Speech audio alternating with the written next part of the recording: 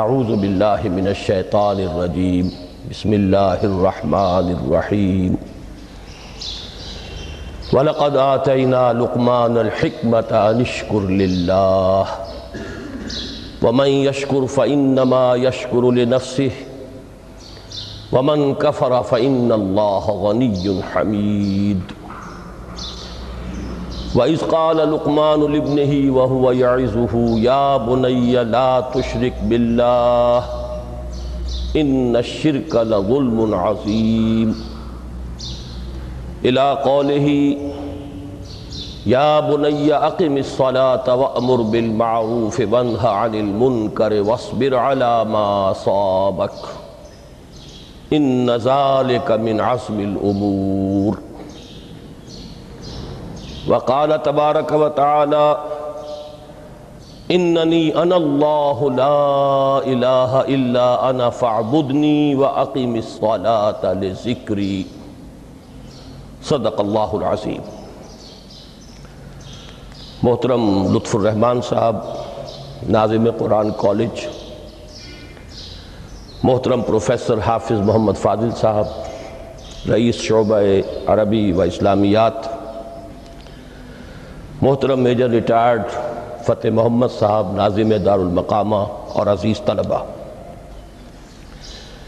میں سب سے پہلے تو آپ حضرات کو مبارکباد پیش کرتا ہوں کہ آپ نے یہ 2 روزہ صلاۃ کیمپ منعقد کیا۔ میں یہ سمجھتا ہوں کہ قرآن کالج کی یہ پہلی تقریب ہے کہ جو اس کے قیام کے مقصد کے ساتھ بڑی گہری ہم آہنگی رکھتی ہے۔ پھر یہ کہ جس انداز میں اسے منظم کیا گیا ہے، اس میں خاص طور پر میجر صاحب کی جو فوجی تربیت ہے اس کا جو عمل دخل مجھے نظر آیا ہے، تو میں اس پر بھی انہیں ہدیہ تحسین پیش کرتا ہوں اور امید کرتا ہوں کہ آئندہ بھی دین کے جو اہم اور بنیادی موضوعات ہیں ان پر اسی طرح کے تربیتی کیمپ منعقد کرتے رہیں گے۔ میری گفتگو کا جو اس وقت عنوان معین ہے اور جو اس وقت آپ کے سامنے لکھا ہوا بھی ہے، فلسفہ دین میں نماز کی اہمیت۔ اس میں سب سے پہلے تو میں توجہ دلاؤں گا کہ لفظ فلسفہ اصلاً عربی کا ہے اور نہ ہی یہ قرآن حکیم کی اصطلاح ہے۔ یہ لفظ بھی اپنی اصل کے اعتبار سے یونانی ہے۔ فلسفی اگرچہ فلسفی عربی میں اب استعمال ہوتا ہے اور فلاسفہ اس کی جمع بھی ہوتی ہے، لیکن واقعتاً یہ عربی زبان کا لفظ نہیں ہے۔ اسی کی ایک مثال اور ہے تصوف، وہ بھی بظاہر تفاعل کے وزن پر خالص صیغہ معلوم ہوتا ہے عربی زبان کا، لیکن یہ بھی تھیوسوفی، یہ بھی در حقیقت یونانی الاصل لفظ ہے جس کی تعریب کی گئی ہے، اسے معرب بنا کر عربی کا جامہ پہنا دیا گیا ہے۔ فلسفے سے ہم جس علم یا جس شعبہ علم کو مراد لیتے ہیں، قرآن حکیم کی اصطلاح میں اس کے لیے لفظ حکمت ہے۔ اس کا مادہ ہا کاف میم، اور اس کا بنیادی مفہوم وہی ہے کہ جو اس سے جو ایک مشتق لفظ ہے استحکام، کسی شے کا مضبوط ہو جانا، پختہ ہو جانا، قوی ہو جانا، ایسی صلاحیت حاصل کر لینا کہ وہ اپنی حفاظت کر سکے، اپنے خلاف کسی بھی اقدام پر اپنا دفاع کر سکے۔ یہ ہا کاف میم کے مادے کا اصل مفہوم ہے۔ اور حکمت انسان کے فکر اور اس کے شعور کی پختگی کا نام ہے، اس لیے کہ انسان حیوانات سے ممیز کیا گیا ہے اگرچہ مختلف اعتبارات سے، لیکن یہ کہ اس میں سب سے اہم اعتبار یہ ہے کہ یہ حیوان عاقل ہے۔ اسی طریقے سے اسے حیوان ناطق کہا جاتا ہے، اور نطق اور عقل کا بڑا گہرا تعلق ہے اور ربط ہے، دونوں ایک دوسرے سے جڑے ہوئے۔ تو ہم کہیں گے شعور، عقل سے انسان کو شعور حاصل ہوتا ہے، اور نطق جو ہے اس کی بنیاد، اس کا سورس جو ہے وہ یہی شعور ہے۔ تو انسانی فکر کی پختگی، انسانی شعور کی پختگی، اس کے اندر ایسی صلاحیت کا پیدا ہو جانا کہ وہ حقائق تک رسائی حاصل کر سکے، اس میں اتنی قوت پیدا ہونا کہ وہ صحیح رخ پر، صحیح رخ سے موڑنے والے جتنے محرکات ہیں ان کے مقابلے میں اپنا دفاع کر سکے، یہ حکمت ہے۔ لہذا فلسفہ دین کی بجائے اب آپ اپنے ذہن میں حکمت دین کا لفظ رکھیں، اور اب غور کیجئے کہ حکمت دین میں صلاۃ کے مقام کو سمجھنے کے لیے ہمیں یہاں سے ابتدا کرنی چاہیے کہ حکمت دین کا سب سے بنیادی مسئلہ کون سا ہے۔ حکمت دین کا سب سے اہم، سب سے بنیادی، اولین مسئلہ معرفت خداوندی ہے۔ انسان اپنے رب کو پہچانے، اور رب کو پہچان کر اپنے فطری جذبہ تشکر کو اس کی ذات سے وابستہ کر دیں۔ یہ فطری جذبہ تشکر بھی آپ سمجھ لیجئے کہ یہ بھی نہ صرف انسان بلکہ حیوانات کا بھی خاصہ ہے، کہ اگر ان کے ساتھ کوئی بھلائی کی جائے تو ایک خاص رد عمل ان کی طبیعت میں پیدا ہوتا ہے، جسے ہم جذبہ شکر یا جذبہ تشکر سے تعبیر کر سکتے ہیں۔ حیوان کے پاس اگرچہ وہ زبان نہیں ہے کہ جس میں وہ اپنے اس جذبے کو الفاظ کا جامہ پہنا کر اپنے محسن کی خدمت میں پیش کر سکے، لیکن یہ کہ اگر کبھی کسی بھوکے پیاسے حیوان کو آپ نے کوئی غذا فراہم کی ہو یا پانی پلایا ہو، اور پھر اگر آپ اس کی آنکھوں میں دیکھیں گے تو وہ جذبہ تشکر وہاں سے ابلتا ہوا محسوس ہوگا۔ یہ گویا کہ فطرت کا تقاضا ہے۔ حیوانات سے بلندتر سطح پر انسان ہے، تو فطرت انسانی کا بڑا اساسی اور بنیادی تقاضا ہے کہ وہ اپنے محسن کا شکر ادا کرے، جس نے بھی اس کے ساتھ کوئی بھلائی کی ہو، خیر کیا ہو، اس کی کوئی احتیاج پوری کی ہو، اس کی کوئی ضرورت پوری کی ہو، اس کا وہ شکر بجانا ہے۔ تو یہ فطری جذبہ تشکر جب تک عقل انسانی اپنے اصل محسن اور مربی کو نہیں پہچانتی تو یا تو یہ منتشر رہتا ہے یا بھٹکتا رہتا ہے۔ چنانچہ شرک کی جو ساری تاریخ ہے اس کا تجزیہ کریں گے تو بات یہی نظر آئے گی کہ اس جذبہ تشکر نے اپنے علم کی کوتاہی کی وجہ سے، اپنے فہم کی کوتاہی کی وجہ سے مختلف اشیاء کے ساتھ یا مظاہر قدرت کے ساتھ اپنے آپ کو منسلک کر لیا۔ مثلاً یہ کہ یہ بات غلط نہیں ہے کہ ہماری دنیا کا یہ سارا نظام جو ہے اس میں سورج کی حرارت کو بہت بڑا دخل حاصل ہے۔ ساری انرجی جو ہمارے پاس ہے اس کی سورس تو اصل میں وہ سولر انرجی ہے۔ لکڑی بھی آپ جلا کر اگر آگ کے ذریعے سے حرارت حاصل کرتے ہیں تو وہ بھی در حقیقت سورج ہی کی وہ حرارت تھی کہ جو اس لکڑی میں جذب ہوئی ہے اور اس نے وہ صورت اختیار کی۔ فصلوں کو سورج پکاتا ہے، اس کی حرارت جو ہے وہی ان کے پکنے کا ذریعہ بنتی ہے۔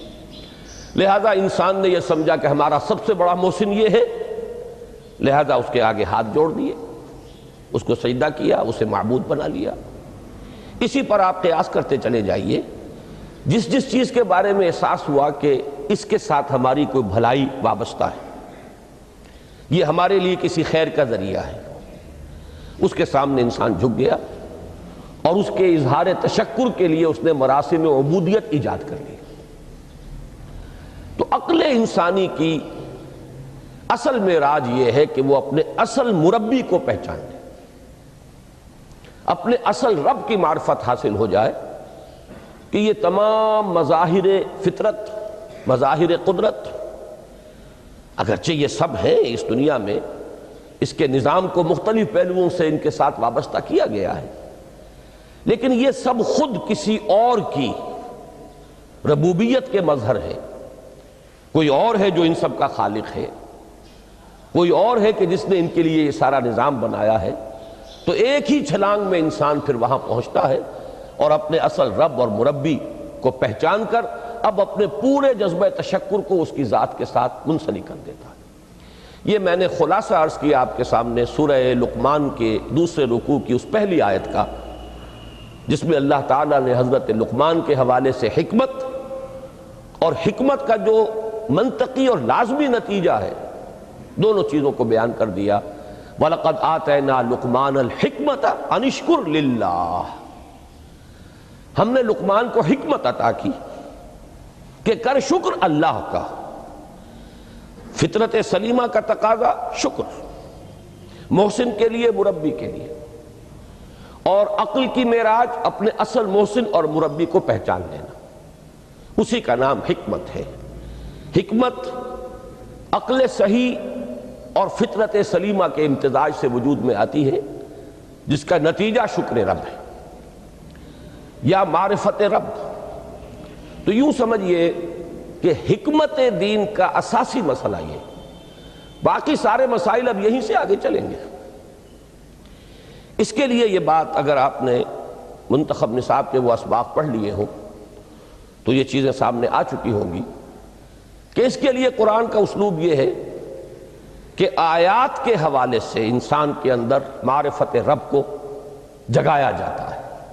میں نے جگانے کا لفظ استعمال کیا ہے کہ قرآن کی حکمت یہ ہے کہ رب کی معرفت فطرت انسانی میں موجود ہے لیکن سوئی ہوئی ہے، ڈورمنٹ ہے، اسے جگانا ہے، اسے ایکٹیویٹ کرنا ہے۔ اس کے لیے آیات آفاقی، ان فی خلق السماوات والارض واختلاف اللیل والنہار والفلک التی تجری فی البحر بما ینفع الناس الی آخر الآیہ۔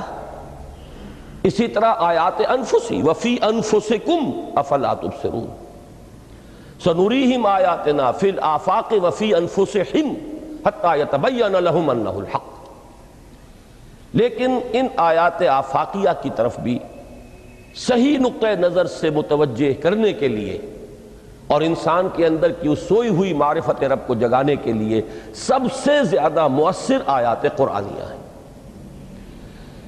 چونکہ یہ فطرت انسانی کے اندر کی ایک شے کو جگانے والی ہیں، یہی وجہ ہے کہ قرآن مجید اپنے آپ کو کہیں الذکر کہتا ہے، کہیں ذکرہ، کہیں تذکرہ۔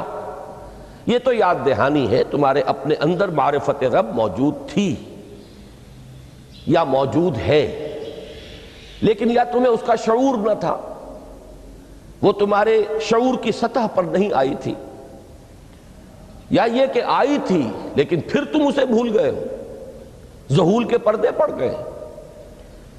جیسا کہ علامہ اقبال نے کہا کہ کافر کی یہ پہچان کے آفاق میں گم ہے، تم پھر گم ہو گئے ہو۔ لہذا اس کو اجاگر کرنے کے لیے، تازہ کرنے کے لیے یہ آیات قرآنیہ ہیں۔ ان اندھیروں سے، گمشدگی کے اندھیروں سے نکالنے کے لیے، معرفت کی روشنی میں لانے کے لیے یہ آیات مبارکہ ہے۔ هو الذی ينزل على عبده آیات بینات لیخرجکم من الظلمات الی النور، اندھیروں سے نکال کر روشنی میں لانے کے لیے اللہ نے اپنے بندے پر صلی اللہ علیہ وسلم یہ آیات بینات نازل کی ہیں۔ لیکن اب اس سے اگلا قدم ہے، اور اصل میں وہ ہے جو میری گفتگو کا موضوع ہے اس وقت۔ اس کے لیے یہ تمہید ضروری تھی کہ حکمت قرآن کا اور حکمت دین کا اولین، اہم ترین، سب سے اساسی، سب سے بنیادی مسئلہ ہے معرفت رب۔ اگر اس مرحلے کو انسان طے کر لے اللہ کے فضل و کرم سے، اسے اللہ کی معرفت بھی حاصل ہو جائے اور اس پر ایمان بھی میسر آ جائے، تو اب اس کے سامنے تین مسئلے اور ہیں، ان کو اچھی طرح آئیڈینٹیفائی کیجئے۔ پہلا مسئلہ یہ ہے کہ اس کی فکر صحیح مزید پیش قدمی کرے، آگے بڑھے۔ یہ تو اس کا سٹارٹنگ پوائنٹ تھا، رب کو پہچان لینا۔ ابھی تو اس سے آگے بڑھ کر اس فکر صحیح کو بڑی بلندیوں کو چھونا ہے. جیسے کہ کلمہ طیبہ کی تمثیل بیان کی گئی قرآن مجید میں، کَشَجَرَةٍ طَیِّبَةٍ أَصْلُهَا ثَابِتٌ وَفَرْعُهَا فِي السَّمَاءِ. تو فکر انسانی کے لیے وہ اصل ثابت جمی ہوئی جڑ جو ہے وہ تو ہے معرفت رب، لیکن اب یہ فکر ترقی کرے گی، یہ نشو و نما پائے گی، یہ آگے بڑھے گی، اس کی شاخیں یہ آسمانوں سے بات کریں گی، آسمانوں کی بلندیوں کو چھوئیں گی. تو سب سے پہلا مسئلہ ہے فکر صحیح کی مزید پیش رفت، پیش قدمی. دوسرا مسئلہ انسان کا بہت بنیادی، عمل کی درستی، صحیح عمل. انسان اپنے نفس امارہ سے مغلوب ہو کر یا جذبات کی رو میں بہہ کر یا ماحول کے اثرات سے مرعوب ہو کر وہ کسی غلط رخ پر نہ پڑ جائے، تو اس کے عمل کو درست رکھنے کے لیے کوئی اسے سہارا درکار ہے. اور تیسری ضرورت اس کی، یہ میرے نزدیک اس دور میں سب سے زیادہ نگاہوں سے اوجھل ہو چکی ہے، یہاں تک کہ ہمارے بہت سے دینی حلقے بھی خاص طور پر جو ریلیجس ایکٹیوسٹ شمار ہوتے ہیں، جو دین کی احیائی جد و جہد میں مصروف نظر آتے ہیں، تجدید دین، احیاء دین، غلبہ دین، اقامت دین، ان کی بھی ایک بہت بڑی محرومی ہے کہ وہ ایک تیسرے گوشے کو تقریباً نظر انداز کر رہے ہیں، اور وہ ہے روحانی ترقی. اس لیے کہ انسان کی اصل عظمت کی بنیاد تو وہ روح ہے جو اس میں پھونکی گئی. وَنَفَخْتُ فِيهِ مِن رُوحِي، جس کا تعلق ذات باری تعالیٰ کے ساتھ ہے. کم سے کم یہ تو ہر شخص مانے گا، کوئی بڑے سے بڑا ریشنلسٹ اور روحانیت کا منکر شخص وہ بھی یہ تو ماننے پر مجبور ہے کہ اللہ تعالیٰ نے اس کی جو نسبت اپنی طرف فرمائی ہے روحی، اس میں در حقیقت انسانی روح کی عظمت اور اس کی شرافت، اس کی بلندی اور اس کی بزرگی کی طرف اشارہ ہے. بہرحال اس کی ترقی، فکر صحیح کی ترقی.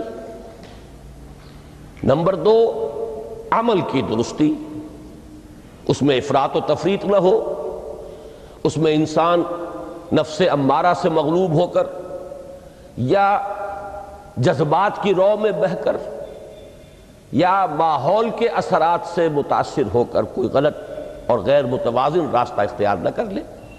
اور نمبر 3، روحانی ترقی. اب ان میں سے پہلی چیز کو لیجئے، فکر صحیح کے مزید ارتقاء اور اس کی مزید پیش قدمی کے لیے قرآن حکیم نے بھی سورہ آل عمران کے آخری رکوع میں ذکر کو سب سے پہلے اور سب سے اہم عامل کی حیثیت سے شمار کیا ہے. چنانچہ اس کی پہلی آیت جو ہے سورہ آل عمران کے آخری رکوع کی، اس میں تو وہی مضمون جو میں بیان کر چکا وہ آیا ہے، ان فی خلق السماوات والارض واختلاف اللیل والنہار لآیات لأولی الالباب. یقیناً آسمانوں اور زمین کی تخلیق میں اور دن اور رات کے الٹ پھیر میں نشانیاں ہیں ہوش مندوں کے لیے. ان کے ذریعے سے انسانی شعور کے اندر وہ معرفت رب اجاگر ہوگی. وہ پہلا مرحلہ اس نے طے کر لیا، وہ ڈورمنٹ معرفت اب ایکٹیویٹ ہو گئی. اب مزید فکر کا مرحلہ ہے جو اگلی آیت میں آیا ہے، الذین یذکرون اللہ قیاما وقعودا وعلی جنوبہم ویتفکرون فی خلق السماوات والارض ربنا ما خلقت ھذا باطلا سبحانک فقنا عذاب النار. یعنی تفکر جو ہے، ویتفکرون فی خلق السماوات والارض، وہ تفکر کرتے ہیں، غور و فکر کرتے ہیں آسمان اور زمین کی تخلیق میں، لیکن اس تفکر کے ساتھ لازماً ذکر، اور ذکر مدام، ذکر بھی وہ کہ جو مستقل ہو، ہر حالت میں ہو. الذین یذکرون اللہ قیاما وقعودا وعلی جنوبہم، وہ لوگ کہ جو اللہ کو یاد رکھتے ہیں، اللہ کا ذکر کرتے ہیں، کھڑے ہوئے بھی، بیٹھے ہوئے بھی، اور اپنے پہلوؤں کے بل یعنی لیٹے ہوئے بھی۔ اب ان تین کے سوا تو کوئی پوزیشن انسان کی نہیں ہے، اسی کا نام ہے دوام ذکر۔ اور اس کے ساتھ اگر وہ تفکر کرتے ہیں تو ان کا فکر اگلی منزل تک پہنچتا ہے۔ میں اس پر زیادہ بحث اس وقت نہیں کروں گا۔ اس وقت میں نے چونکہ وہ تین باتیں بیان کی تھی، میں درجہ بدرجہ چاہتا ہوں کہ آگے بڑھوں اور ایک حد سے زیادہ کسی بھی مسئلے میں تجاوز نہ کریں۔ یہ جو بات سورہ آل عمران کی آخری رکوع کی اس دوسری آیت میں آئی ہے، اسی کو مولانا روم نے بیان کیا ہے بہت ہی سادہ لیکن بڑے پرمغز شعر میں۔ این قدر گفتیم باقی فکر کن، فکر اگر جامد بوت رو ذکر کن۔ اس قدر تو ہم نے تمہیں بتا دیا، سمجھا دیا، یہ بات تو آ گئی تمہارے عقل میں، اب جاؤ خود غور کرو، مزید آگے پیش قدمی کرو۔ این قدر گفتیم باقی فکر کن، فکر اگر جامد بوت رو ذکر کن۔ فکر میں جمود آ جائے، فکر سست پڑ جائے تو جاؤ پھر ذکر کرو۔ تو یہ ذکر اور فکر گویا کہ گاڑی کے دو پہیے ہیں کہ جن سے فکر انسانی صحیح رخ پر آگے بڑھے گا۔ اگر یہ ذکر ساتھ نہیں رہے گا تو فکر انسانی کج ہو جائے گا۔ تاثریا میرود دیوار کج، پھر وہ فکر جو ہے وہ بلندی کو کتنے ہی پہنچ جائے لیکن وہ ٹیڑھی بلندی ہوگی، وہ صراط مستقیم پر پیش قدمی کرنے والا فکر نہیں ہوگا۔ اسی کو علامہ اقبال نے اپنے دو اشعار میں، چونکہ انہوں نے مولانا روم کو اپنا پیر بھی تسلیم کیا ہے، مرشد رومی، تو یہ فکر جو ہے، یہ خیال جو مولانا روم نے پیش کیا، اسی کو علامہ اقبال نے دو اشعار میں میں سمجھتا ہوں کہ مزید شکوہ کے ساتھ، مزید خوبصورت اور حسین انداز میں پیش کیا ہے۔ جز بقرآن زیغمی روباہی است، فقر قرآن اصل شاہنشاہی است۔ قرآن کے بغیر اگر کوئی شعر بھی ہو تو وہ بھی اصل میں لومڑی ہے، اس کی کوئی حقیقت نہیں ہے، اس لیے کہ اصل شاہنشاہی جو ہے وہ تو فقر قرآن ہے۔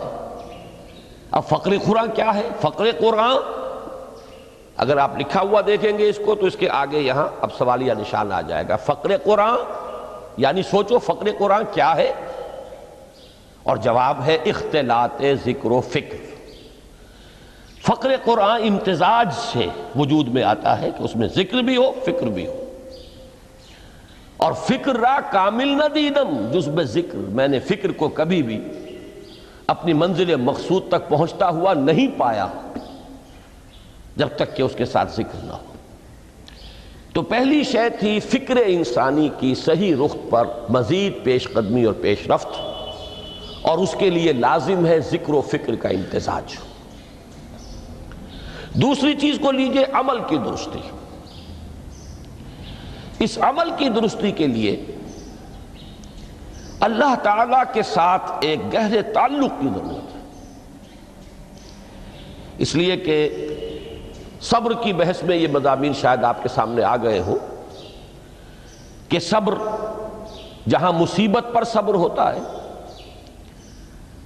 تکلیف پر صبر ہوتا ہے، اللہ کے احکام پر جمنا یہ بھی صبر ہے، نفس کی خواہشات کی باغ کو تھام کر رکھنا، کھینچ کر رکھنا یہ بھی صبر ہے، اور استقامت کسی شے پر قائم رہنا یہ بھی صبر ہے۔ تو عمل صحیح پر استقامت کے لیے وَاصْبِرْ وَمَا صَبْرُكَ إِلَّا بِاللَّهِ، اس صبر کی سب سے اہم جو بنیاد ہے، اس کا جو سب سے بڑا ذریعہ ہے، اس کا جو سب سے بڑا سہارا ہے، وَمَا صَبْرُكَ إِلَّا بِاللَّهِ، اس کے لیے ضرورت ہے ایک گہرے تعلق کی کہ اللہ کے ساتھ ایک ایسا تعلق برقرار رہے جو نہ صرف گہرا ہو بلکہ دائم و قائم ہو، مسلسل۔ ذرا ذہول ہوگا تعلق مع اللہ میں، ذرا کمی آئے گی، شیطان کا وار کاری ہو جائے گا۔ اسی کو حضور نے حدیث میں یوں تعبیر کیا ہے تمثیلاً کہ جو دل اللہ کی یاد سے غافل ہے اس پر فارسی کا وہ مقولہ بھی ہے کہ خانہ خالی را دیو می گیرت، گھر خالی رہے تو جنات اس پر دیو جو ہے آ کر قبضہ جما لیتے ہیں۔ تو خانہ قلب جو ہے اگر یاد خدا بندی سے خالی ہو گیا تو شیطان ابلیس لعین اپنی تھوتنی ٹکا دیتا ہے۔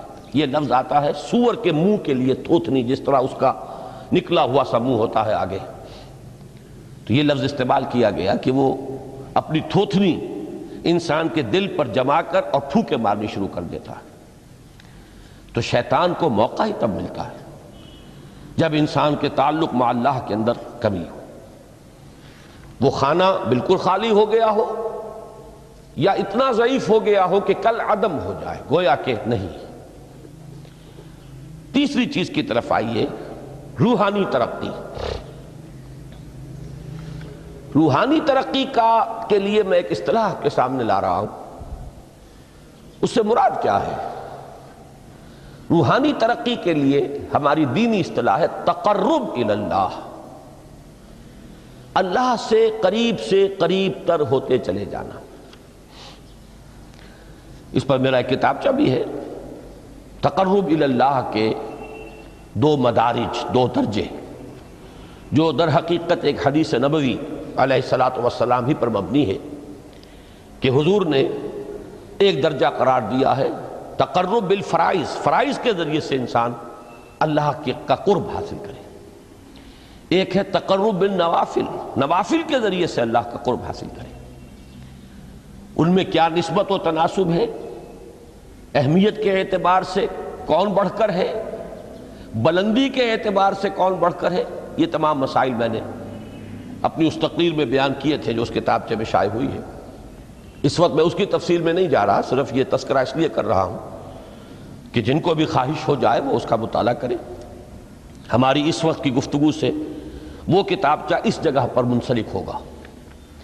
تو تقرب الی اللہ، یہ تقرب کوئی فزیکل فینومینن نہیں ہے، جسمانی یا مادی مسئلہ نہیں ہے۔ اللہ سے قرب یہ نہیں ہے کہ کوئی کروڑوں میل کا فاصلہ ہے، اب ہمیں کوئی رسی پر چڑھنا ہے اوپر بڑی محنت اور مشقت سے۔ فصل تو ہے ہی نہیں، فاصلہ ہے ہی نہیں، بعد ہے ہی نہیں۔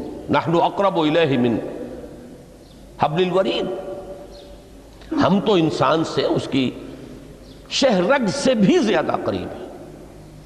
ہوا معکم اینما کنتم، وہ تو تمہارے ساتھ ہی ہوتا ہے جہاں کہیں بھی تم ہو، بس صرف یہ کہ تمہاری توجہ نہیں ہوتی، تم اور چیزوں میں مشغول و مصروف رہتے ہو، تم ہماری طرف دھیان ہی نہیں دیتے، تم ہماری طرف متوجہ ہی نہیں ہوتے۔ ہم تو مائل بے کرم ہے، کوئی سائل ہی نہیں، راہ دکھلائیں کسے رہنو منزل ہی نہیں۔ انسان جب متوجہ ہو جاتا ہے اور بڑھتا ہے، آگے پیش قدمی کرتا ہے روحانی اعتبار سے، تو یہ ہے در حقیقت تقرب الی اللہ، اور اسی کو ہم کہیں گے روحانی ترقی۔ اب ان تین چیزوں کو اگر آپ نے ذہن میں جما لیا، پھر میری بات کی ترتیب اس کو ذہن میں قائم کیجئے۔ ہم چلے کہاں سے کہ دین کے ساتھ اصل مناسبت فلسفے کی نہیں، حکمت کی۔ نمبر 2، حکمت قرآنی کا پہلا اور اہم ترین اور بنیادی مسئلہ معرفت رب کا حصول ہے۔ اس کا نتیجہ شکر خداوندی ہے، اس کا ذریعہ آیات آفاقی، آیات انفسی، اور سب سے بڑھ کر آیات قرآنیہ ہیں جو الذکر ہے، جو تذکرہ ہے، جو ذکرہ ہے۔ لیکن اس پہلے مرحلے کو اگر کوئی انسان بفضل ہی تعالی، اللہ کے فضل و کرم سے طے کر لے، اب اس کے سامنے تین مسئلے ہیں۔ فکر کی مزید پیش رفت، مزید پیش قدمی صحیح رخ پر، اس کے لیے ذکر اور فکر دونوں کا امتزاج لازمی ہے۔ فقر قرآن اختلاط ذکر و فکر۔ الذین یذکرون اللہ قیاما وقعودا وعلی جنوبہم ویتفکرون فی خلق السماوات والارض۔ دوسری شے عمل کا درست رہنا، نہ افراط و تفریط ہو، عدم توازن ہو، نہ انسان نفس سے مغلوب ہو جائے، نہ انسان جذبات کی رو میں اندھا ہو جائے، نہ انسان ماحول سے مرعوب ہو کر متاثر ہو جائے، صحیح رخ پر اس کا عمل۔ نمبر 3، روحانی ترقی، جو اصل حاصل ہے، جو اصل مقصود ہے۔ نمبر 2 چیز کے لیے تعلق مع اللہ ضروری، نمبر 3 کے لیے تقرب الی اللہ ضروری۔ اب غور کیجئے، ان تینوں چیزوں کا بڑا گہرا تعلق ہے نماز کے ساتھ۔ ان تینوں کے لیے ستون کی حیثیت نماز کو ہے، لہذا ایمان کے بعد یا معرفت رب کے بعد حکمت دین کا اہم ترین مسئلہ نماز، صلاۃ۔ اس لیے کہ ایک طرف یہ انسان کو اللہ کے ساتھ ایک گہرے تعلق کا ذریعہ فراہم کرتی ہے، اپنے تمام مصروفیات میں سے، ان مشغولیتوں میں جن میں گم ہونے کا خدشہ ہوتا ہے، نکلو۔ 24 گھنٹے کے معمولات میں سے کم 5 مرتبہ تو لازماً نکلو، اور اپنے آپ کو ذرا، اپنے حواس کو بھی، اپنی باطنی کیفیات کو بھی ذرا تازہ کرو۔ اگر کوئی گندگی، نجاست، کسی طرح کی ناپاکی کا کوئی معاملہ ہے، طہارت حاصل کرو۔ طہارت سے تمہارے اندر روح کو بھی بالیدگی ہوگی، تمہارے حواس بھی تازہ ہوں گے، تم گویا کہ بحیثیت کل تمہاری ہستی چاق و چوبند ہو جائے گی۔ وہ کسل، وہ سستیاں، وہ جو ایک کثافتیں ہوتی ہیں، ان سب سے نجات حاصل کرو، اور اب اپنے رب کے حضور میں کھڑے ہو جاؤ، اس کے ساتھ اپنا عہد بھی تازہ کرو، اس کی اہم صفات کو بھی اپنے ذہن میں پھر مستحضر کرو۔ یہی وجہ ہے، دیکھیے میں نے جو آیات آپ کو شروع میں سنائی تھی، سورہ لقمان کی 2 آیتیں، پہلی آیت میں اس کا ترجمہ کر چکا، دوسری آیت وَلَقَدْ وَإِذْ قَالَ لُقْمَانُ لِابْنِهِ وَهُوَ يَعِظُهُ يَا بُنَيَّ لَا تُشْرِكْ بِاللَّهِ إِنَّ الشِّرْكَ لَظُلْمٌ عَظِيمٌ۔ اس کے بعد درمیان میں کچھ مضمون آ کر پھر وہ آیہ مبارکہ آئی، یا بنی اقیم الصلاۃ وامر بالمعروف وانہ عن المنکر واصبر علی ما اصابک۔ گویا کہ اہم ترین چیز، بنیادی ترین چیز، اللہ کو محض پہچان لینا کافی نہیں ہے، یاد رکھنا ضروری ہے۔ اللہ یاد رہے گا تو فکر صحیح آگے بڑھے گا، اللہ یاد رہے گا اور اس کے ساتھ ایک گہرا تعلق جو ہے برقرار رہے گا تو عمل درست رہے گا۔ بالکل یہی بات سورہ طٰہٰ میں جو پہلی وحی حضرت موسیٰ علیہ السلام پر ہوئی، اور پہلا مخاطبہ ہے، چونکہ حضرت موسیٰ کو یہ انبیاء کرام کے مقدس گروہ میں ایک امتیازی حیثیت حاصل ہے کہ ان سے براہ راست گفتگو ہوئی ہے، اگرچہ صرف ایک پردہ تھا، اوٹ من ورائے حجاب گفتگو ہوئی ہے، لیکن یہ کہ کوئی فرشتے کا درمیانی جو ہے وہ لنک نہیں تھا، براہ راست اللہ تعالیٰ نے حضرت موسیٰ علیہ السلام سے کلام فرمایا۔ کلم اللہ موسیٰ تکلیما، موسیٰ سے تو اللہ نے کلام فرمایا جیسے کہ کلام کیا جاتا ہے۔ تو پہلا مخاطبہ ہے، یہ پہلا مکالمہ ہے، پہلی وحی کہیے، اسی میں یہ الفاظ بھی موجود ہیں، اننی انا اللہ لا الہ الا انا فاعبدنی واقم الصلاۃ لذکری۔ یہ گویا کہ حکمت قرآنی کا ایک بہت بڑا خزانہ ہے یہ آیت مبارکہ، کہ خود حضرت موسیٰ علیہ السلام کو جو ہدایت دی جا رہی ہے، میں ہوں، میں اللہ، اننی انا اللہ لا الہ الا انا، میرے سوا کوئی معبود نہیں، فاعبدنی، بس میری بندگی، میری عبادت، میری پرستش، میری محبت، اس کو اختیار کرو۔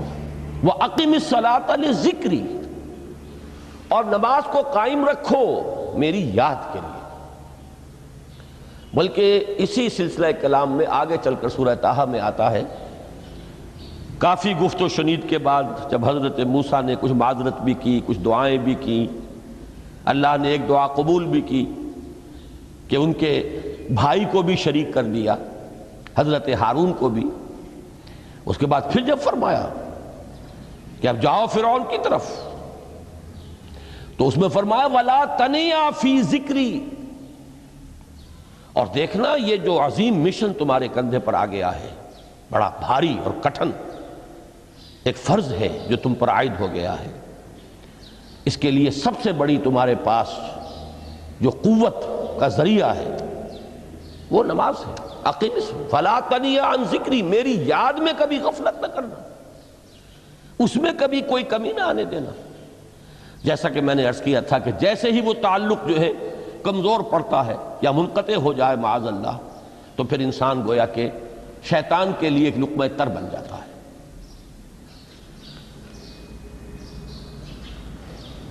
اب آپ غور کیجئے، تیسری شے تقرب الی اللہ، اس کے حوالے سے بھی جو فرائض اور نوافل کی بات ہے اس کو اس وقت ذہن سے نکال کر یہ سمجھیے کہ اس میں نماز کا کیا مقام ہے، اس لیے کہ نماز فرض بھی ہے، نماز نفل بھی ہے، وہ تو ان دونوں میں شریک ہو جائے گی۔ اب اس کو لفظ صلاۃ کے حوالے سے آپ ان دونوں چیزوں کو سمجھیے۔ صاد لام واو یا یہ چونکہ حروف علت ایک دوسرے سے بدلتے رہتے ہیں، یہ جو مادہ ہے اس کی جو خالص لغوی اصل ہے، جو خالص عربی زبان میں اس کا بنیادی مفہوم ہے، وہ آگ جلانا یا آگ تاپنا یا آگ سینکنا، حرارت حاصل کرنا۔ لہذا بار بار آتا ہے جہنم کے ذکر میں اسلوہا، اب جلو اس میں، تاپو اس کو، یہ سینکے گی تمہیں۔ بلکہ تفتلون کا لفظ آیا ہے حضرت موسیٰ کے کلام میں، جب وہ گئے تھے کوہ طور پر، جب پہنچ گئے تو تھے آگ تک کی تلاش میں، لعلکم تستلون، تو اپنے اہل خانہ سے یہی کہا تھا کہ مجھے کہیں وہ روشنی نظر آ رہی ہے، غالباً کوئی وہاں سے آگ مل سکے گی، ورنہ یہ کہ کوئی رہنمائی کو رستہ مجھے مل سکے گا، میں وہ آگ لے آؤں گا، کوئی چنگاری وہاں سے لے آؤں، لعلکم تستلون، تاکہ تم، اب یہ اصطلاح در حقیقت باب افتعال ہے، اور یہ تے یہاں پر توئے کی شکل اختیار کر گئی، تا نے توبن کی صورت اختیار کی صاد کی وجہ سے۔ بہرحال اس کا سب سے بنیادی مفہوم جو ہے وہ ہے تاپنا، سکائی حاصل کرنا، حرارت۔ اس کے حوالے سے سمجھ لیجئے کہ سب سے بنیادی تعلق اس کا جو ہے وہ روح کے ساتھ ہے۔ روح میں محبت خداوندی کی آگ اگر ٹھنڈی پڑ گئی ہو، اگر محبت خداوندی کی حرارت میں کمی ہو رہی ہو، تو اس کو اثر نو، جس کو کہ میں آج سوچ رہا تھا تو ایک لفظ ذہن میں آیا کہ جیسے بیٹری اس کو ریچارج کیا جاتا ہے، اسی طریقے سے روح کے اندر محبت خداوندی کی اس حرارت کو اثر نو تازہ کرنا، یہ ہے در حقیقت نماز کا اصل مقصد۔ اس لیے کہ اس لفظ کا بنیادی مفہوم، اصل لغوی مفہوم تو یہ، اگرچہ اس کا سب سے زیادہ کثرت سے جو استعمال ہوتا ہے، اور لفظ صلاۃ جس سے در حقیقت جس تصور پر مبنی ہے وہ ہے اقدام، کسی کی طرف متوجہ ہونا اور پھر دعا۔ صلاۃ کا سب سے قریبی مفہوم لفظی جب بیان کیا جائے گا، اس سے مراد، اس کے معنی، تو دعا اس میں اہم ترین ہے۔ کسی کی طرف توجہ کرنا، مناجات کرنا، گفتگو کرنا، مخاطبہ، مکالمہ، دعا، یہ در حقیقت صلاۃ کا سب سے بڑا اصطلاحی مفہوم ہے۔ لیکن جو اس کا مادہ ہے، صاد لام واو یا صاد لام یا، اس کا اصل مفہوم جو ہے وہ تاپنا، حرارت حاصل کرنا۔ تو ان دونوں کے حوالے سے عرض کر رہا ہوں، وہ تاپنا اور حرارت حاصل کرنا وہ ہے روح کے اعتبار سے۔ وہ جو کہا اقبال نے کہ بجھی عشق کی آگ اندھیر ہے، مسلمان نہیں راہ کا ڈھیر۔ یہ عشق کی آگ جب بجھ جاتی ہے، در حقیقت یہی تو انسان کی روحانی موت ہے۔ جب یہ نہ رہے تو چاہے منطق میں بہت انسان ماہر ہو، مجھے اقبال کا ایک شعر یاد آیا ہے تقابل کرتے ہوئے ایک انسان محکوم اور ایک انسان حر، آزاد انسان، ان کی نفسیات میں جو بنیادی فرق علامہ اقبال نے مختلف مواقع پر بیان کیے ہیں۔ محکوم ہے بیگانہ اخلاص و مروت، ہر چند کے منطق کی دلیلوں میں ہے چالاک۔ تو منطق کی دلیلوں میں انسان چالاک ہو جائے اور وہ لغت ہائے حجازی کا وہ ایک خزانہ بن جائے، اسے تمام الفاظ کے معنی یاد ہو، وہ بڑے مسائل فقہ کے اسے ازبر ہو، جزیات بے انتہا جزیات جو ہیں وہ مستحضر ہو، فلسفے کے بڑے بڑے مسئلے اس نے حل کر لیے ہوں، لیکن اگر روح میں وہ اللہ کی محبت کی آگ نہیں ہے، وہ تپش نہیں، بجھی عشق کی آگ اندھیر ہے مسلمان نہیں راکھ کا ڈھیر۔ اسی کے حوالے سے آج مجھے یاد آیا تھا کہ وہ جو بڑی سادہ سی ایک نظم ہے، اللہ تعالیٰ سے دعا یا رب دل مسلم کو وہ زندہ تمنا دے، اس میں بھی جو الفاظ آئے ہیں جو روح کو گرما دے اور قلب کو تڑپا دے، یہ ہے اصل جو مقصود ہے نماز کا۔ اور یہی وہ چیز ہے جیسا کہ میں نے عرض کیا تھا کہ نگاہوں سے اوجھل، یہ پہلو سامنے ہے ہی نہیں، دوسرا پہلو سامنے ہے اور وہ بھی میرے نزدیک بہت اہم ہے، بہت بنیادی ہے، اس میں کوئی شک نہیں، لیکن یہ ہے بلند ترین منزل کہ تقرب الی اللہ، اس کے لیے در حقیقت یہ کس لیے درکار ہے؟ روح کے اندر عشق کی حرارت اور گرمی تازہ ہو جائے۔ بسا اوقات یہ اندر دب جاتی ہے، جیسے انگارہ ہوتا ہے آگ کا، اس کے اوپر خاک اور راکھ آ جاتی ہے، اندر کچھ ہوتی ہے، آگ دبی ہوئی سمجھ آگ بجھی ہوئی نہ جان، اس دبی ہوئی آگ کو پھر ایک شعلہ بنانا، پھر اس کے اندر ایک حیات تازہ پیدا کرنا، یہ ہے نماز کا اہم ترین اور بلند ترین مقصد۔ لیکن اس کے ساتھ ہی اس نماز میں ذکر ہونا، اس کا یہ ذکر ہے، اور ذکر کی جب میں فہرست بیان کیا کرتا ہوں بہت سے حضرات کے سامنے ہوگا کہ ذکر کا در حقیقت مفہوم ہے استحضار اللہ فی القلب۔ ہمارے ہاں غلطی سے جو ذرائع ذکر ہیں انہیں ذکر قرار دے دیا گیا ہے۔ نماز ذکر نہیں ہے، نماز ذکر کا ذریعہ ہے۔ اقیم الصلاۃ لذکری، نماز قائم کرو میرے ذکر کے لیے۔ یہ اللہ اللہ کہنا یا ادعیہ معصورہ جو حضور صلی اللہ علیہ وسلم کی مسنون دعائیں ہیں، انہیں اپنے تمام معمولات دنیاوی کے ساتھ ساتھ ان دعاؤں کو بھی انسان پڑھتا رہے، اللہ سے دعا کرتا رہے، یہ تمام ذرائع ذکر ہیں۔ سبحان اللہ الحمدللہ الحمدللہ، اس کا آپ ورد کیجئے، یہ بھی ذریعہ ذکر ہے۔ حقیقت میں ذکر ہے استحضار اللہ فی القلب، اللہ کو دل میں لے آنا، اللہ کو دل میں حاضر کر لینا، اصل میں تو ترجمہ ہوگا، لیکن حاضر جاننا، یہ کیفیت جو ہے انسان کو حاصل ہو جائے۔ اب اس کے حوالے سے ذرا بات سمجھیے کہ ایک تو میں عرض کر چکا ہوں مجسم ذکر تو قرآن ہے، لہذا ذکر کی فہرست جب آپ کریں گے ذرائع ذکر تو ان میں سب سے پہلے قرآن آئے گا، اس لیے کہ وہ ہماری حکمت کے پہلے مسئلے کو حل کر رہا ہے، بنیادی مسئلہ، اہم ترین مسئلہ۔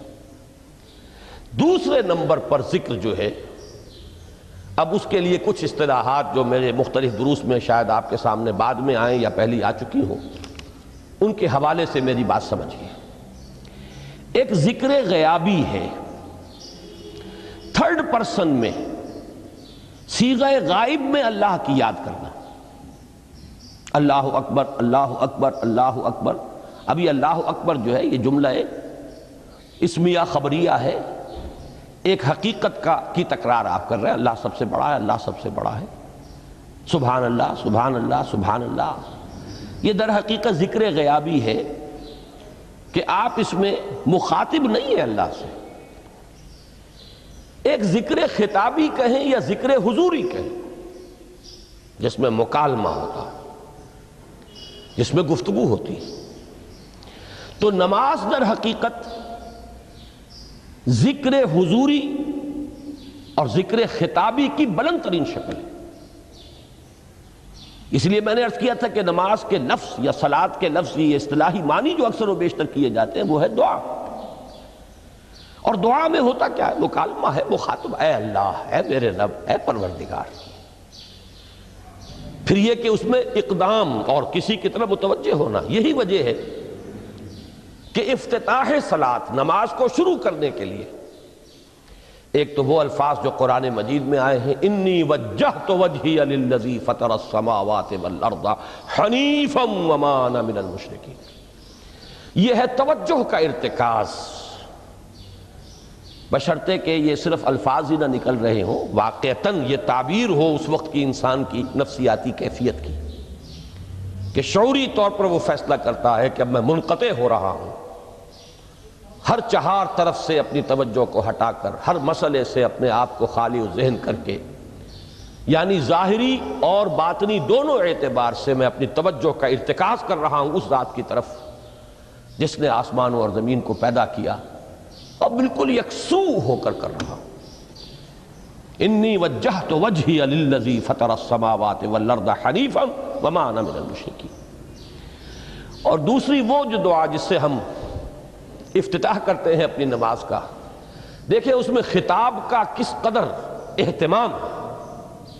وہاں سبحان اللہ نہیں ہے، سبحانک اللہم، پاک ہے تو اے رب ہمارے، وبحمدک وتبارک اسمک وتعالی جدک۔ اب آپ غور کر رہے ہیں، یہ ہے تخاطب، براہ راست مخاطب ہونا۔ یہ گویا کہ لب لباب میں آپ کے سامنے عرض کر رہا ہوں علامہ اقبال کے خطبے کا، دی میننگ آف پریئر ان اسلام۔ خطبات جو ہیں ان کے مشہور، ان میں غالباً یہ تیسرا یا چوتھا لیکچر ہے، کہ اس میں تصور یہ دیا گیا ہے کہ دو ہی انائیں ہیں،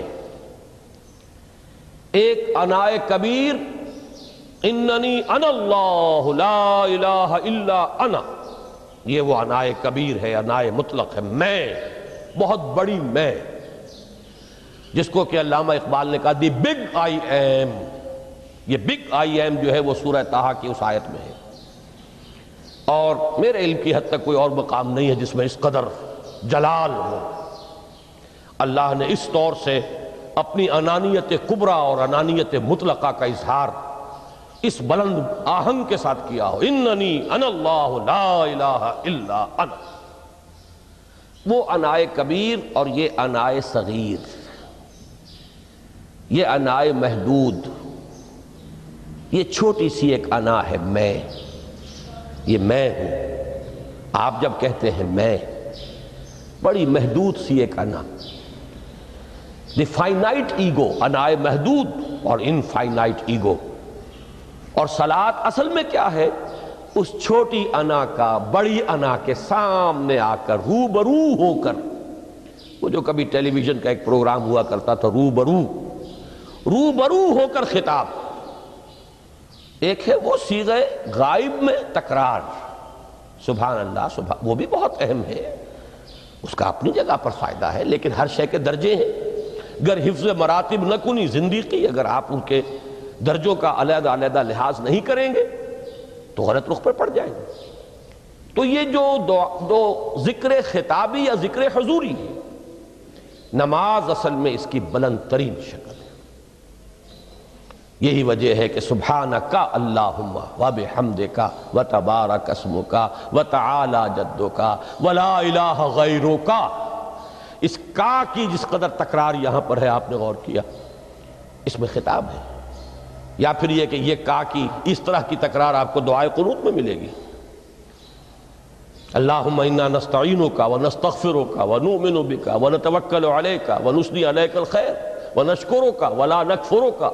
اب یہ جو ہے یہ در حقیقت خطاب کا اندازہ ہے کہ براہ راست گفتگو ہو رہی ہے۔ تو سب سے پہلی بات تو یہ ہوئی کہ ذکر کی ایک شکل ہے ذکر غیابی، دوسری ذکر حضوری، اور ذکر حضوری یا ذکر خطابی کی بلند ترین منزل، بلند ترین اس کا ذریعہ نماز۔ اس کو ایک پہلو سے اور سمجھ لیجئے، سورہ فاتحہ جب پھر ہم پڑھتے ہیں جسے الصلاۃ کہا گیا ہے، جو لب لباب ہے، خلاصہ ہے، اس میں پھر تدریجاً غیاب سے حضور کی طرف پیش قدمی ہوتی ہے۔ الحمدللہ رب العالمین الرحمن الرحیم مالک یوم الدین، یہ ذکر غیابی ہے، اس میں ابھی خطاب نہیں آیا۔ یہ وہی جملہ اسمیہ ہے، کل تعریف اس اللہ کے لیے ہے جو تمام جہانوں کا پروردگار ہے، مالک ہے، جو رحمان ہے، رحیم ہے، جزا و سزا کے دن کا مختار و مالک ہے۔ اب یہ غیاب سے حضور کی طرف، ایاک نعبد و ایاک نستعین اہدنا الصراط المستقیم، یہ ہے وہ۔ اب پہلے ایک معاہدہ ہے، ایک اقرار ہے، اعتراف ہے، وعدہ ہے، اور پھر دعا ہے، استدعا ہے۔ یہ ہے غیاب سے حضور کی طرف تدریجاً ارتقاء۔ یہی وجہ ہے، اب نوٹ کر لیجئے، وہ چھوٹی سی حدیث یہ بھولنی نہیں چاہیے، الصلاۃ معراج المومنین، اس لیے کہ مخاطبہ الہی براہ راست حضور کو جو حاصل ہوا وہ معراج میں ہوا ہے، التحیات کا مکالمہ وہی ہوا ہے۔ لہذا اس کو نوٹ کر لیجئے کہ باقی جو وحی ہوئی ہے حضرت جبرائیل کے ذریعے سے ہوئی ہے، یا کوئی الہام ہوا ہے، حضور کے قلب مبارک پر کوئی شے القاء کی گئی ہے، تو وہ دوسری نوعیت کی وحی ہے۔ وہ جو مخاطبہ حضرت موسیٰ علیہ السلام کو وہ اس دنیا ہی میں حاصل ہوا ہے، کوہ طور کی بلندیوں پر، یہی ان کی امتیازی شان ہے، کلم اللہ موسیٰ تکلیما۔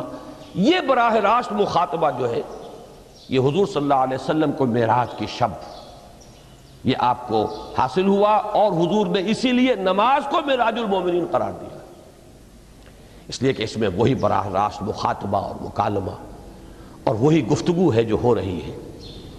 اس کے ضمن میں وہ حدیث، اب اس وقت شاید میرا وقت ختم ہونے کے قریب ہو، لیکن وہ حدیث جو اس اعتبار سے حدیث قدسی ہے، اگرچہ بعد میں اس کے جو مزید تفصیل ہے تو حضور صلی اللہ علیہ وسلم نے گویا کہ خود بیان کی ہے، لیکن مسلم شریف کی روایت ہے حضرت ابو ہریرہ رضی اللہ تعالی عنہ سے کہ حضور نے فرمایا، یقول اللہ تعالی، اللہ یہ فرماتا ہے، اسی لیے اس کو حدیث قدسی کہیں گے، قسمت الصلاۃ بینی و بین عبدی نصفین، میں نے نماز کو اپنے اور اپنے بندے کے مابین آدھا آدھا تقسیم کر دیا ہے۔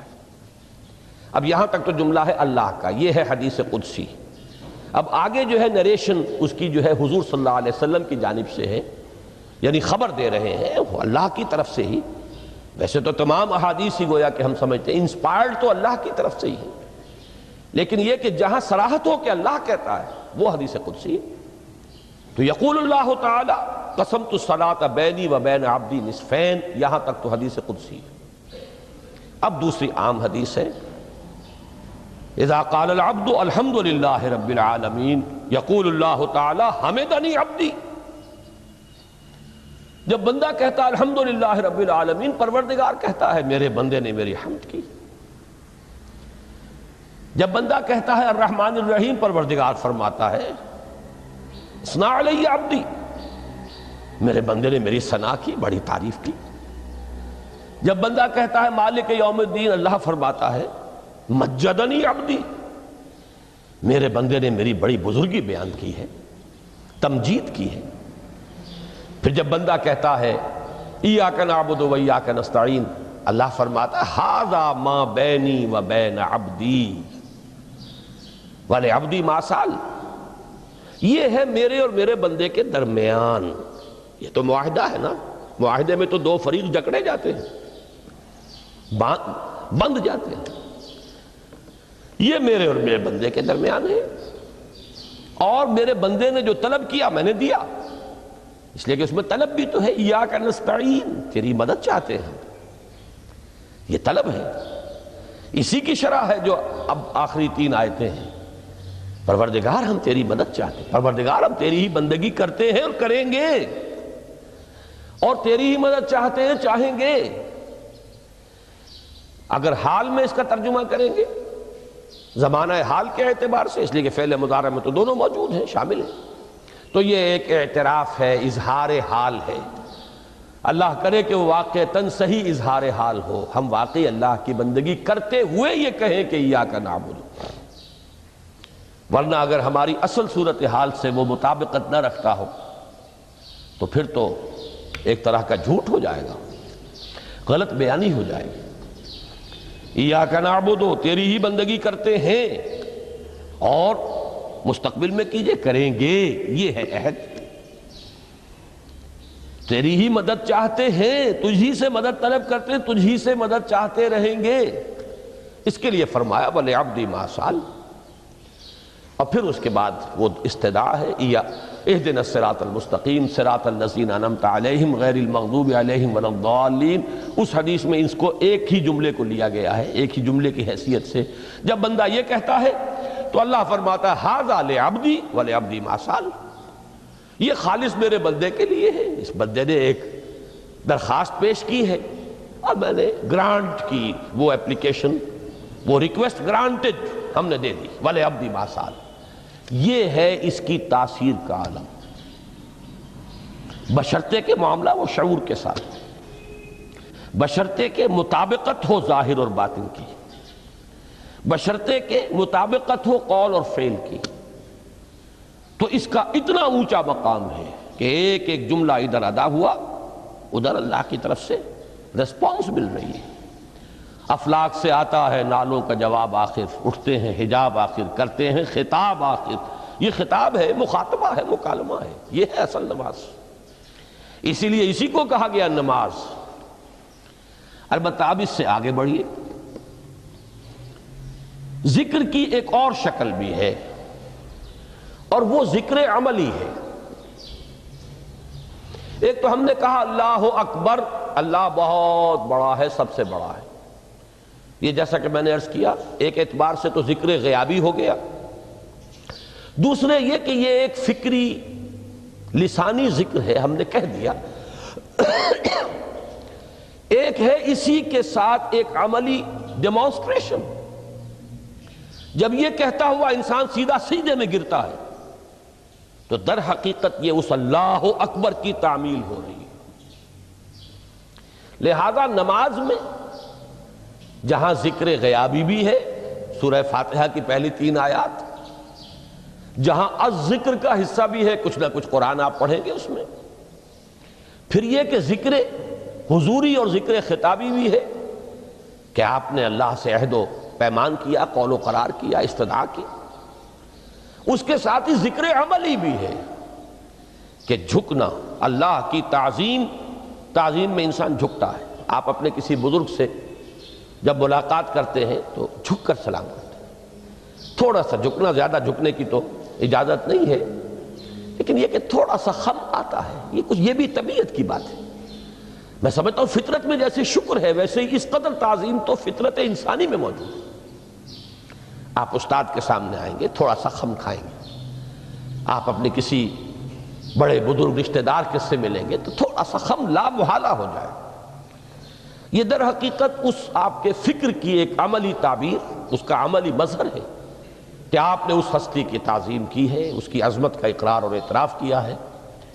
یہی تعظیم ہے اللہ تعالیٰ کی کہ جس میں پہلا درجہ ہے رکوع، جھکے آپ، اللہ اکبر کہہ کر جھکے، اور اس کے بعد پھر اس کا جو آخری درجہ ہو سکتا ہے وہ سجدہ ہے، جس میں کہ انسان نے جب اپنی پیشانی زمین پر ٹکا دی تو گویا کہ اس نے اپنی انانیت سے، اگر یہ شعور کے ساتھ ہوا ہو تب میں بات کہہ رہا ہوں، تو گویا کہ اس نے اپنی انانیت سے کامل دستبرداری اختیار کر کے اور اپنے آپ کو اپنے رب کے قدموں میں ڈال دیا۔ یہی وجہ ہے کہ حضور نے اس کو تعبیر فرمایا ہے کہ جب سجدہ کرو تو یوں محسوس کرو کہ تم نے اپنا سر اپنے رب کے قدموں میں رکھ دیا۔ یہ کیفیت ہونی چاہیے۔ اور چونکہ میں نے ابھی عرض کیا کہ یہ در حقیقت انسان کی انانیت، میں، میری مرضی، میری خواہش، میری پسند، میری عقل، میری منطق، میرا چوائس، میرا اختیار، یہ سب چیزیں ہی تو در حقیقت جو ہمارے اندر ایک مضمر ہے شیطنت، اس شیطنت کا مظہر یہی تو ہے۔ جب اس کو انسان اپنے ہاتھوں اپنے رب کے قدموں میں رکھ دیتا ہے تو در حقیقت اسی لیے اس کو تعبیر کیا گیا کہ اقرب ما یکون العبد الی ربہ فی السجود، بندہ اپنے رب سے قریب ترین جو ہوتا ہے وہ سجدے میں ہوتا ہے، بشرطے کہ وہ سجدہ واقعی سجدہ۔ اس میں حقیقت یہ ہے کہ اقبال کا وہ شعر بڑی صحیح تعبیر ہے، وہ سجدہ روح زمین جس سے کانپ جاتی تھی، یہ ہے اصل میں تعبیر۔ اسی کو آج ترستے ہیں ممبر و محراب، سجدوں پر سجدے اور رکعتوں کے ڈھیر لگ گئے ہوں، اور 17 رکعتیں پوری نماز عشاء کی انسان نے ادا کی ہوں گن گن کر، اور 17 رکعتوں میں آپ کو معلوم ہے 34 تو سجدے ہو ہی گئے، تو سجدوں پر سجدے اور رکعتوں کے ڈھیر، لیکن یہ کہ اگر وہ کیفیت آپ کی صحیح عکاسی نہیں کر رہی ہے آپ کے ذہن کی، آپ کی نفسیاتی کیفیت کی، آپ کی قلبی کیفیت کی، آپ کے شعور کی، تو پھر ٹھیک ہے، ثواب تو ملے گا اس نماز سے بھی، اس لیے کہ ثواب کا نہ ملنا تو ظلم ہوگا، سوائے ایک بات کے کہ اس میں اگر کوئی ریاکاری ہے، دوسروں کو دکھانے کے لیے نماز پڑھی گئی ہے، تو ریاکاری تو زیرو کے مانند ہے کہ اس سے جو شے ضرب کھاتی ہے زیرو ہو جاتی ہے۔ 1 کروڑ کی تعداد عدد کو آپ زیرو سے ضرب دے زیرو ہو گئے، تو ریاکاری تو زیرو کر دینے والی شے، بلکہ زیرو ہی نہیں کرتی، وہ شرک تک پہنچا دیتی ہے۔ من صلی یرائی فقد اشرکا ومن صام یرائی فقد اشرکا ومن تصدق یرائی فقد اشرکا، جس نے دکھانے کے لیے نماز پڑھی اس نے شرک کیا، جس نے دکھانے کے لیے روزہ رکھا اس نے شرک کیا، جس نے دکھانے کے لیے صدقہ خیرات کیا اس نے شرک کیا۔ لیکن یہ کہ اگر یہ بات نہیں ہے، اگر ریاکاری نہیں ہے، کوئی بدنیتی نہیں ہے، تو ایک شخص نے وقت نکالا ہے، اسی وقت میں وہ اپنا کوئی اور کام کر سکتا تھا، کوئی 2-4 پیسے کما سکتا تھا، کوئی اور دھندا دنیا کا جو ہے کرتا، لہذا اگر وہ نہیں ہے، ریا نہیں ہے، تب اس کا اجر تو لازم ہے، اس نے کچھ نہ کچھ ڈیووٹ کیا ہے، کچھ نہ کچھ سیکریفائس کیا ہے، کچھ نہ کچھ قربانی دی ہے۔ لیکن یہ کہ پھر وہ نماز یہ نہیں ہے، وہ سجدہ روح زمین جس سے کانپ جاتی تھی، اسی کو آج ترستے ہیں ممبر و محراب۔ وہ سجدہ واقعتاً انسان اشرف المخلوقات وہ جب اپنے اس گہرے شعور اور احساس کے ساتھ سر بسجود ہوتا ہے تو یہ ہے اقرب ما یکون العبد الی اللہ فی السجود، قریب ترین جو بندہ ہوتا ہے اللہ سے وہ سجدے کی حالت میں ہوتا ہے۔ یہ میں نے 3 چیزوں کے حوالے سے اب آپ کے سامنے باتیں رکھی ہیں کہ پہلی منزل معرفت رب کا حصول، اللہ پر ایمان اور شکر خداوندی، اس کی لذت کا حاصل ہو جانا۔ اس کے بعد اب 3 ضرورتیں ہیں، فکر صحیح کی مزید پیش قدمی، صحیح رخ پر، اس کے لیے جہاں فکر درکار ہے وہاں ذکر بھی درکار ہے، اور اس ذکر کی جامع ترین صورت نماز ہے۔ نمبر 2، انسان کے عمل کے درست رہنا، اس لیے کہ ذرا سا قرآن مجید میں سورہ اعراف میں نقشہ کھینچا گیا ہے ایک شخص کا، اس کا نام تو وہاں نہیں ہے، بلعام بن باعورہ، ویسے تورات میں اس کا ذکر ہے اور اس نام کے ساتھ ہے، بہت بڑا عالم تھا، بہت بڑا فاضل۔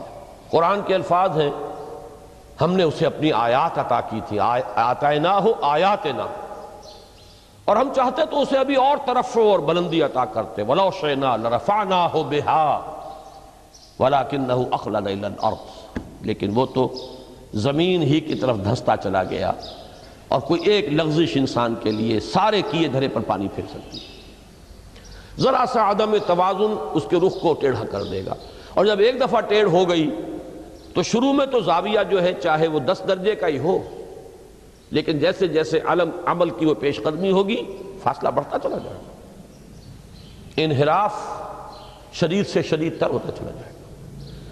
اب اس عمل کی درستی کے لیے بھی لازم ہے تعلق مع اللہ، اس تعلق مع اللہ کا بھی سب سے بڑا ذریعہ نماز۔